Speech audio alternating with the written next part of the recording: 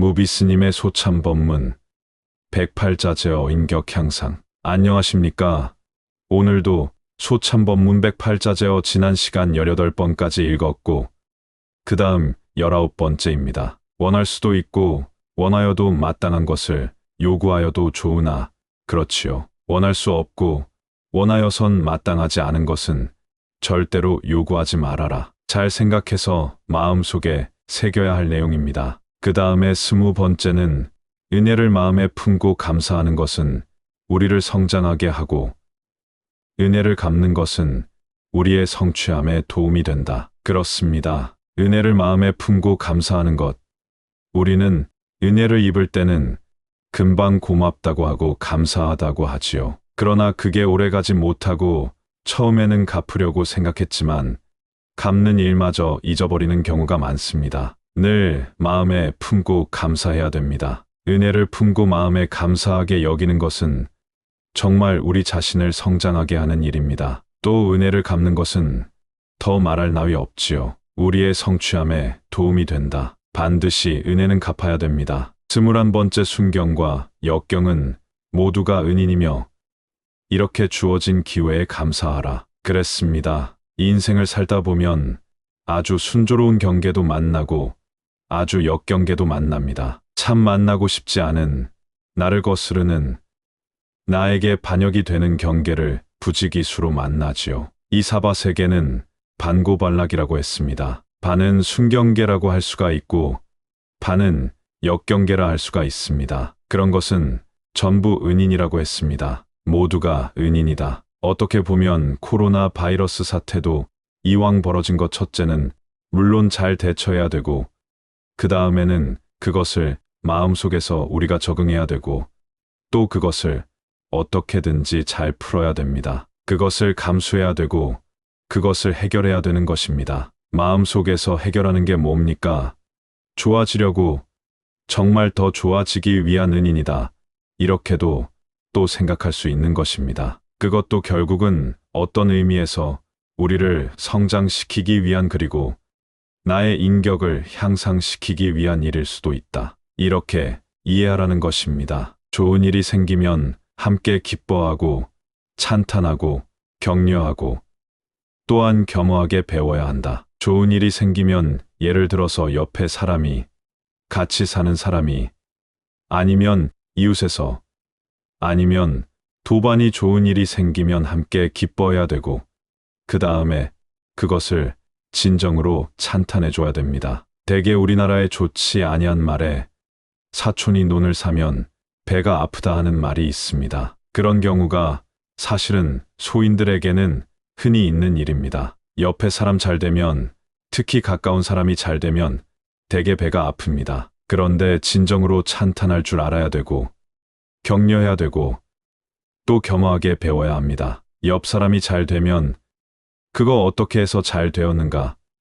도반이 잘 되면 어떻게 저렇게 잘 되었는가? 하고 그것을 겸허한 마음으로 잘 배울 줄 아는 자세 그것이 꼭 필요합니다. 그래야 그것이 자기에게 양식이 되는 거죠. 그렇지 않고 그걸 배 아파한다든지 다른 방향으로 이해하고 저 사람은 운이 있어서 그렇다 아니면 누구 덕에 어떻게 됐다.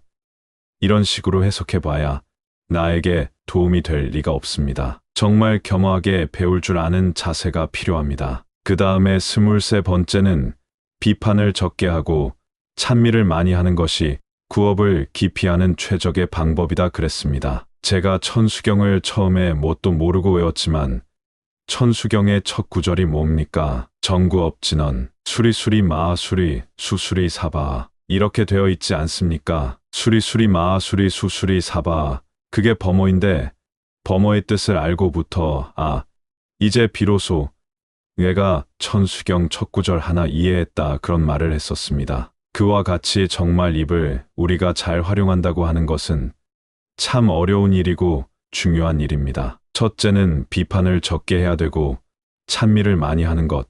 수리수리가 뭡니까? 길상길상 마하수리 크게 길상스럽게 그리고 확실하게 완벽하게 찬탄을 하자. 수리수리 마하수리 수수리 사바 길상스럽게 말하고 길상스럽게 말하고 크게 길상스럽게 말하고 철저하게 길상스럽게 말하라 하는 것입니다. 그렇습니다. 그렇게 하려면 비판을 적게 하고 찬탄을 많이 해야 됩니다. 그러면 구업은 저절로 사라지고 말하자면 공덕이 쌓이는 것이죠. 천수경의 맨 처음 구절이 그것이고 그것은 곧 불교를 만났을 때 처음 배워야 하고 마음에 새겨야 할 가르침이기도 합니다. 성엄스님 108자제어의 23번째 이야기가 이러한 내용입니다. 평상심은 제일 자유자재하고 즐거운 마음이다. 지난 시간에 이어서 24번째인데요. 평상심이 시도라는 말이 있지요. 평상심이 도다 그렇습니다. 평상심 평상한 마음, 가장 쉽게 말하면 평상한 마음입니다. 그것이 곧 도라는 것입니다. 25번째는 착실히 한 걸음 내딛는 것이 100마디 내실 없고 화려한 말보다 낫다. 착실히 한 걸음이라도 내딛는 것. 그렇죠. 무엇보다도 실천이 중요하다 하는 것은 우리 불교에서 너무 많이 강조하는 내용입니다. 부처님께서도 많은 설법을 하셨지만 설법 그 자체를 중요하게 여기는 것은 아니죠. 설법을 듣고 실천에 옮기라고 하는 뜻에서 설법을 그렇게 하셨던 것입니다. 26번째는 자신의 단점을 많이 알수록 더욱 빨리 성숙해지며 스스로에 대한 믿음도 더 견고해진다. 그렇습니다. 자신의 단점을 알아서 언제나 자신을 바람에 눕는 들풀처럼 낮출 줄 아는 것.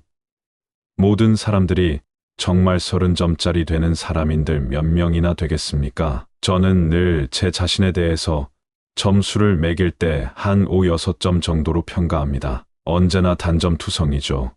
실수투성이고 알면서도 또 제대로 고치지 못하고 그것이 인생입니다. 그러나 어쩌겠습니까?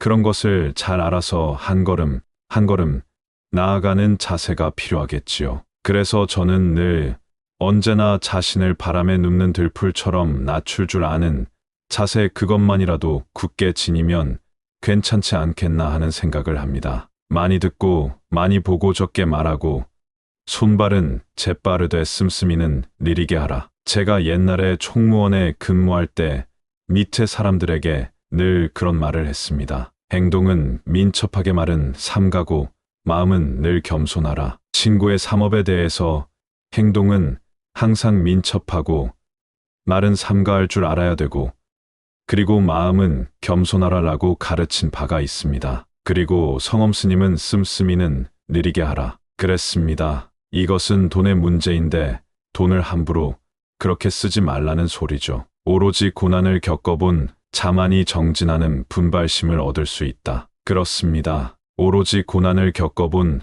자만이 정진하는 분발심을 얻을 수 있다. 우리가 어릴 때 늘 들어온 말이 기안의 발도심이라 그랬습니다. 춥고 배고파야 돌을 닦을 마음이 난다. 참 맞는 말입니다. 저도 병고를 크게 앓고 난 뒤에서 조금 철이 좀 들었다고 할 수가 있습니다. 스님의 말씀처럼 오로지 고난을 겪어본 자만이 정진하는 분발심을 얻을 수 있다. 고난, 가난함, 그리고 병고, 살아가는 데에 어려움 이런 것들이 결코 헛된 것이 아닙니다. 병고를 앓을 때는 참 죽고 싶은 마음이지만 그것을 자기 인생에 긍정적으로 잘 해석하고 활용을 하면 그것 또한 큰 보상을 받을 수가 있습니다. 29번째 성실하게 살면서 도량을 넓히고 온당하게 일을 처리하면서 시야를 깊고 멀게 가져라. 아주 좋은 말씀이죠. 성실하게 살면서 도량을 넓히고 도량이란 뭡니까? 마음입니다. 마음 씀씀이죠. 마음을 넓히고 또 온당하게 일을 처리하고 모든 것을 정직하고 선량하게 일을 처리해야 된다는 것입니다. 온당하게 일을 처리하는 것.